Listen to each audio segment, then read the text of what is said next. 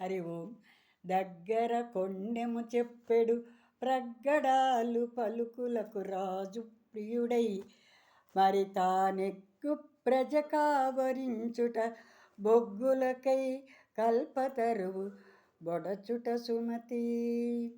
ఓ మంచి బుద్ధి కలవాడా, రాజుకి పక్కనుండే మంత్రి కొండాలు అంటే తప్పుడు అంటే నిందలు ఆరోపణలు ఒకళ్ళవి చెప్తూ అలా కొండాలు చెప్తూ ఉంటే రాజుకు చాలా హితవుగా ఉంటుందట. అది ఆ హితవుగా ఉన్నదాన్ని రాజు ఏం చేస్తాడు, ఆ కొండాలని తెలుసుకోక ఆ విధంగానే చేస్తాడు. అది చాలా గొప్ప అని అనుకుంటాడు. అది గొప్ప కాదు అని చెప్పడానికి ఏమిటి అంటే బద్దెన్ గారు ఏం చెప్తున్నారంటే, మనకి మంచి కల్పతరువులా ఉన్నటువంటి చెట్టుని నరికేశారట. దేనికోసం?